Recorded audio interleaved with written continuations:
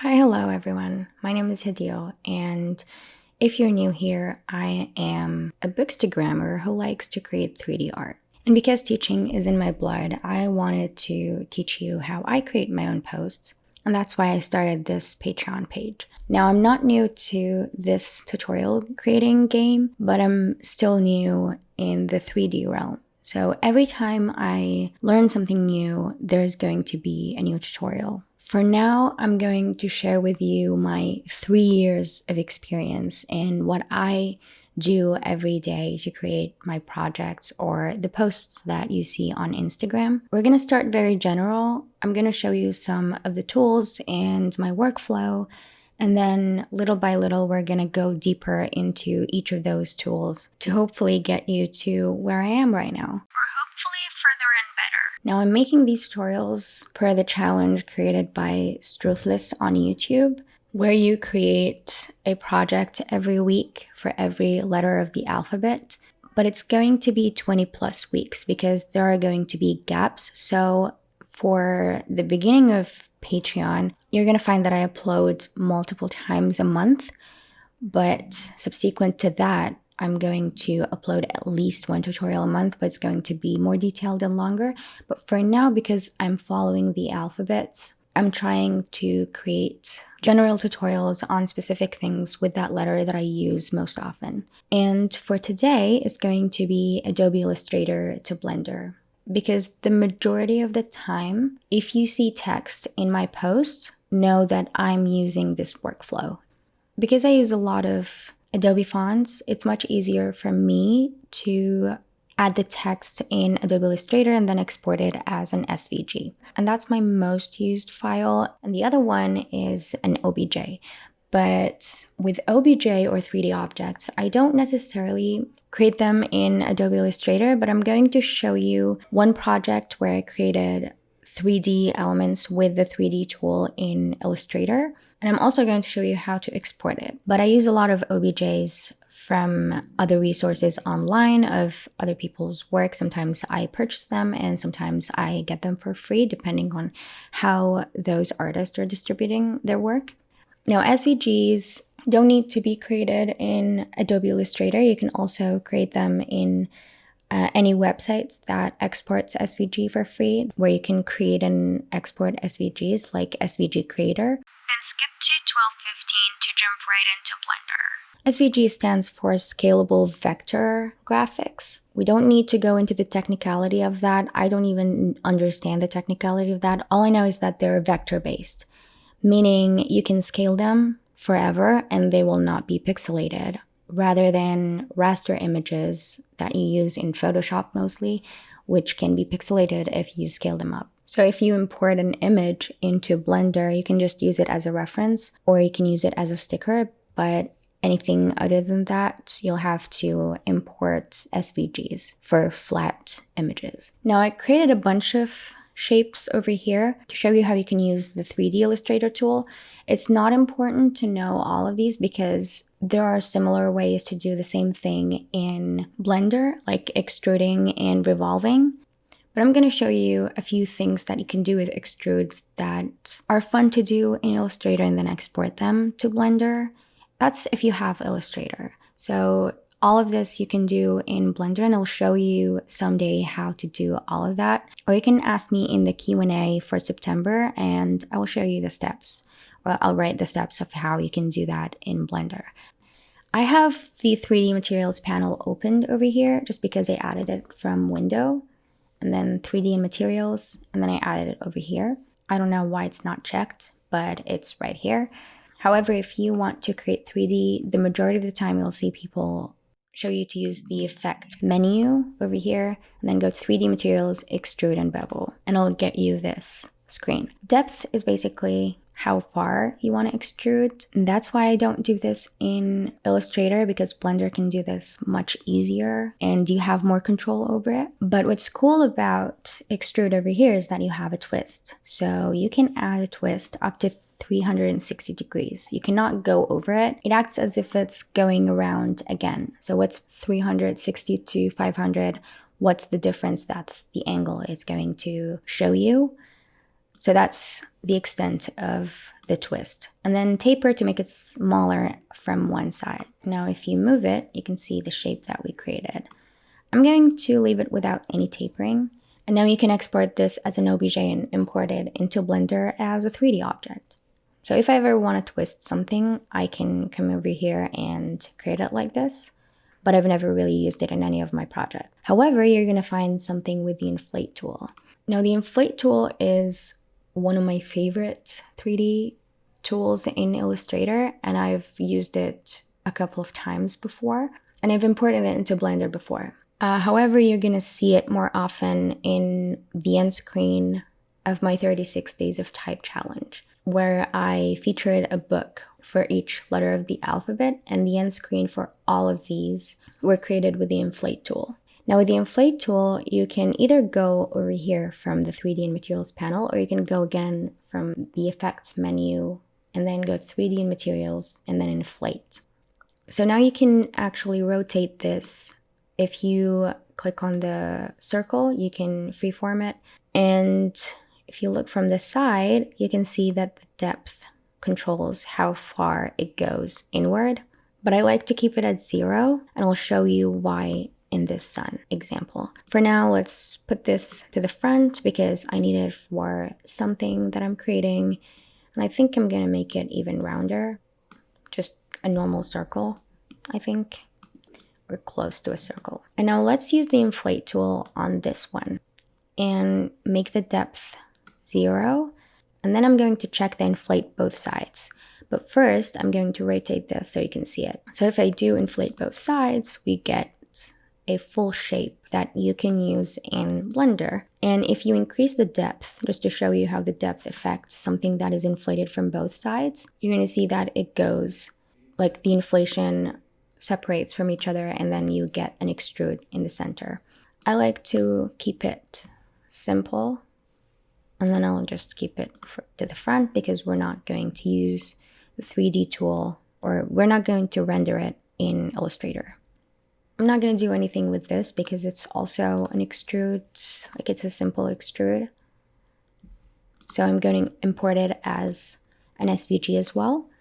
I just like to create anything that is rounded in Illustrator and then import it into Blender because I don't like the pen tool in Blender. So that's just my problem. But you can definitely do something simple like this. You can do even more complicated stuff in Blender than in Illustrator. And finally, I'm going to show you the revolve. So I created this bottle shape, and something to note with revolve is that you have to create only half the shape because it's gonna go around a circle. And if you create a full shape, then it's going to push that entire shape around a circle. I created this very, very simple shaped water bottle. And then I also added a cap and I grouped them because if you don't group them and you apply 3D to each of the two shapes, it's going to act as if they're two different spaces. Their shadows are different, the rendering is different, they're not in the same space. So if you want something in the same space in Illustrator, you're gonna have to group them. And then once you group them, you just hit revolve, and then you're gonna get something really crazy because the offset direction doesn't know which side you're trying to revolve around, and it defaults to the left edge. But we want the right edge to revolve or to be the offset point. So I have to do right edge and voila, we have our bottle. And it's pretty cool what you can create with 3D. And now if I actually remove this just to show you how the bottle looks with those ridges, and you'll be able to adjust this later in Blender because these are going to be separate shapes from what I remember. We'll see. Well, they weren't. They had to be separated visually in Illustrator first. Now that I have all my shapes, it's time to export. With 3D objects, you're gonna have to click the quick actions button over here, export 3D objects, and it'll open this asset export panel, which is what I use the majority of the time with SVGs as well. Because I use SVGs a lot, it's going to have SVG for me, but I don't know what is going to have as a default for you, probably PNG. So I just removed that for now. and it defaults to USDA. I don't really use that format, and I've never even tried it before, but I changed it to OBJ, and then I changed the name of this asset. Let's say, I think I want this to be glass dome, because I'm not sure if I'm going to use all of these in the thumbnail. We'll see how it works. I haven't created that yet. And then I'm also going to add the sun. You can add it from here. You don't always have to go over here. So if you're already in the asset export panel, then you can just add this like so. And then I'll call this sun. You can also add multiple. If I click on all of these, then I can just add them as multiple assets. If you add them like this, it's going to group them into one asset. So add them this way. And finally, water bottle. And now if I don't click on any of them, you'll see that the export button is grayed out. So I have to select them all and then export. You can export it wherever you want. And then it's not going to ask you what to name them because you've already named them here. So if you didn't, it'll name them asset 1, 2, 3, and 4. And now we can add the two that we want to convert into an SVG. I can add them as multiple assets and change that to SVG. Export, and we have everything exported over here. Now it's time to go to Blender. First, you're gonna have to download Blender from the website. Just download the latest stable version. Mine is still 3.5, although I know they're at 3.6 right now. So just download it and follow along. My Blender is going to look a little different because I've saved a different default folder. Yours is gonna have a cube and a light. You can just shift click on both of these or both of your shapes. So if I have, let's say, the cube, and I also have a point light, this is somewhat how your file is gonna look like. You can just click on one of these and then shift click on the other one and then hit X, and it'll ask you if you want to delete it, and just click delete and it's deleted. But I deleted all of those and then changed some of my settings and then went to File, Defaults, Save Startup File with my new defaults. Now we'll just import the files that we've created. I'll start with OBJs because they're much simpler to import and there isn't much to do with them. So import and then wavefront OBJ. And you go to your folder. So let's import the sun first. You'll notice that they're really large when they're in Blender, but that's okay. Just scale it down. And to scale this up and down, you can go to like once it's clicked. So if you click outside, it's not going to give you the settings for it. But if you click on the sun, it's active. You can go to the Object Properties panel or tab in this side panel, and then you can scale it up and down. A much easier way to do this is by hitting the S key and then going up and down with your mouse, and that will change it over here. And then if you want to rotate it, you can just hit R and rotate it.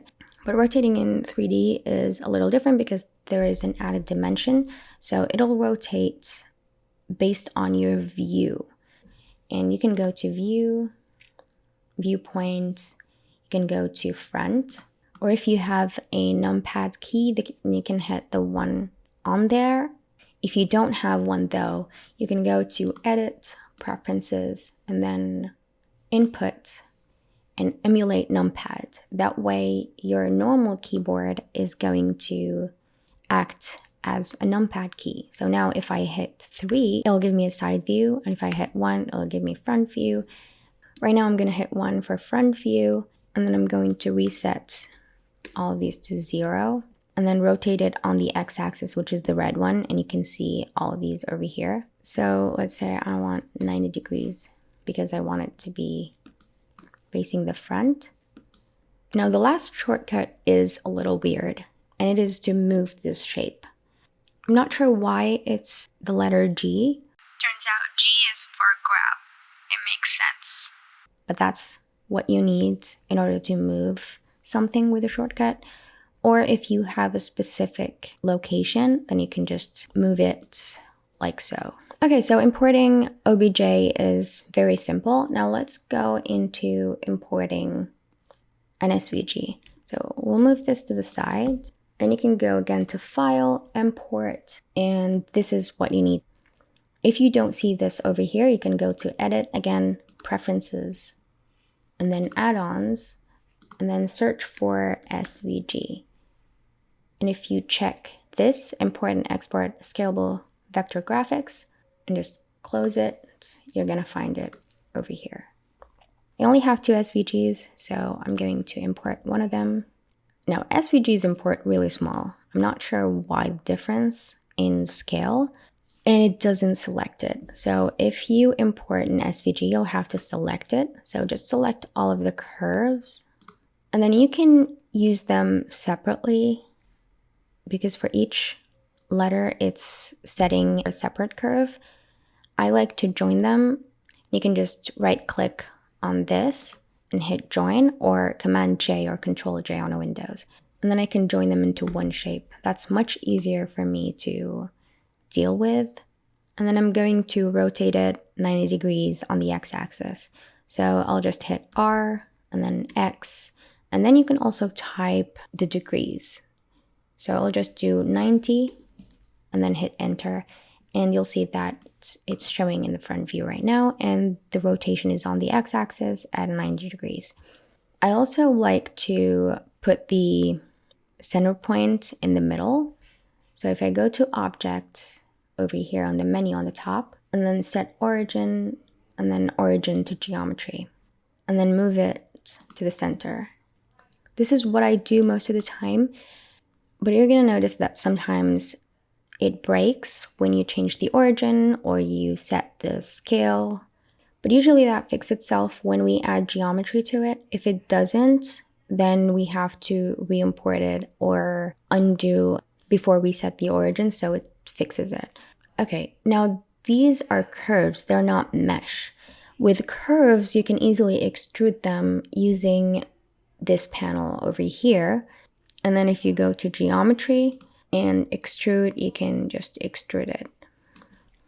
Blender is somewhat crazy with values if you change them with the mouse. So you have to hold shift while you move it. That way you have more control over your values. But I always know my values. It's always 0.001 or 0.002, depending on what I'm trying to create with that. And as you can see, it fixed the geometry error. And then another thing that I like to do is add a little bit of bevel. Because if you look at the lines over here, they're really harsh. And adding a little bit of bevel, as in 0.0001, it gives it some nice natural reflections, when before it wasn't really that great. And then next I go to the Modifiers Properties tab. I'm going to talk about all of these in the upcoming weeks, so don't worry about any of the things that you do not understand. I'm just showing you my workflow from Adobe Illustrator to Blender, and this is what I do with most of the text that I use. And then I go to Remesh. Now the reason why I need to remesh it is because the geometry is terrible with SVGs. If I go to the wireframe on the top right corner over here, and I go to the wireframe view, you'll see how terrible it is. Now I'm going to keep it in the solid view, but I'm going to go to the settings over here and then turn on the wireframe and then reduce the opacity so that we can actually see the solid mesh with the wireframe. Now if I use the remesh, it's going to hide the shape because the values are really large. And I don't like to use voxel that often, so I either use sharp or smooth. We're going to go with smooth for now. And then I also remove disconnected, so anything that is disconnected, not connected in one line, is visible now. And then I go up in values, but don't turn up the values too fast because this freezes your computer really quickly. Because the more geometry you have on your mesh, the harder for your computer to work. I usually go up to 6 or 7, depending on how big my mesh is. Now you can see how clean the geometry is, but because the cleaner geometry is all squares, you're gonna need sometimes a little bit more mesh in order to see the shapes correctly. So it can go up to 9 sometimes. And again, depending on how big it is. And you can see that it's a little heavier when you move it around, depending on how strong your computer is. Now, I don't like to have a lot of geometry unless I'm doing something really specific with it, but I'm going to keep it at 8, I think. And I'm also going to show you the difference between the smooth and sharp. They're the exact same thing, except smooth has a little bit of a smoother edges, but sharp, if I can get it, sharp has a little bit more of a harsher edge. But I mostly use smooth nowadays, so I'm going to show you with smooth. And then I'm also going to turn on smooth shading and see how much of a difference that made. So if you try to apply it, it'll give you an error. Is that we cannot apply constructive modifiers to curves because this is a curve right now. So the majority of the time, you're going to find me converting it to a mesh. And it's going to apply any modifiers that are in here. So let's move this to the right over here, make it much smaller. And then I can import all the other shapes. Again, I'm clicking S for scale. Let's import another OBJ. And be careful not to import the MTL. I just did that by mistake because it won't really import anything. Scale this down. Just make sure it's not in the negatives. And these are editable. You can also remesh them if you like. If you want them to have squares instead, just go with smooth or even sharp. Yeah, I'm gonna go with sharp. Smooth shading, remove, disconnected, and then apply it. So in edit mode, which you can access from the top left menu over here, and you can go to edit mode, or you can hit the tab button and it'll get you there. And now I'm gonna go to the back view, which is, if the one is the front view, then if you want the opposite of that, it's Command 1 on a Mac. So probably that's Control 1 on a PC. And then I'm going to select the center points. Never go to the edge. I'll show you why. Now that I have all of these selected, I can hit X for delete. But now I have more options because we're in edit mode and we are dealing with vertices, faces, and edges rather than just the entire shape like we did with the cube at first.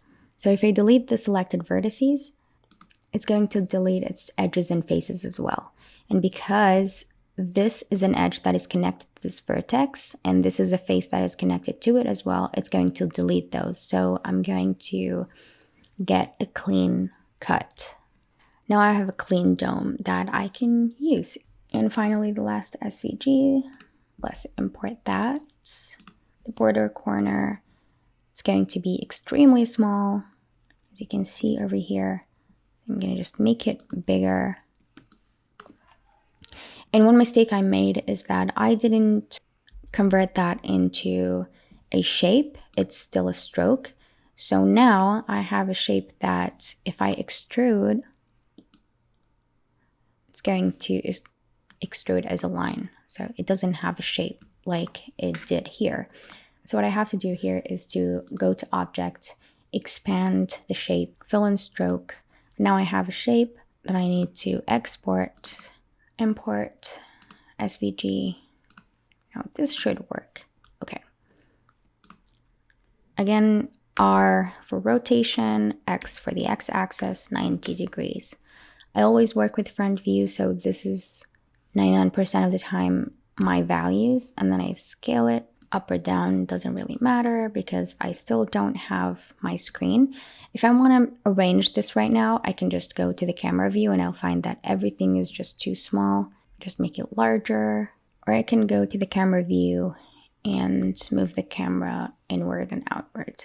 But these are too small, like I had to make them bigger. Just remember not to select the camera. And now we'll repeat what I did with the letters. I can just go to the curve, extrude it a little bit. I never go above 0.01 or 0.02. Let's make this 0.005. And you'll find that I created something like this for the Anthropocene Reviewed book. And I also showed the process for that. And then 0.00. We'll talk about bevel next week. But just note that bevel gives you a more natural look because it's very unnatural when things are too flat and there is no reflection. In real life, nothing is not beveled. And now go to remesh, smooth, higher. See, with this, I didn't need to go above 7 and it works. And if I wanted to apply the remesh, I cannot do it if it's a curve, so I just convert to mesh, and now I have a mesh that I can go into edit mode to edit. Because if I didn't do that, now even though there's a remesh and I can see the wireframe from the remesh, if I hit edit mode, you're gonna see the curves itself. So I can adjust it if I want before I remesh it. This way I can just convert to mesh, and now I have the actual points of the remesh. Okay, now the final part I wanted to show you is the thumbnail I created and tell you how I changed each of the shapes that we exported from Adobe Illustrator and then imported into Blender.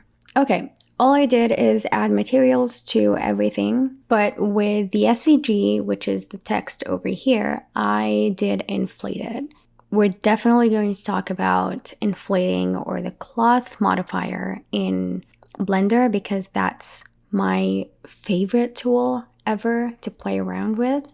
I think since I've started in 2020 learning Blender, I wanted to learn the cloth modifier.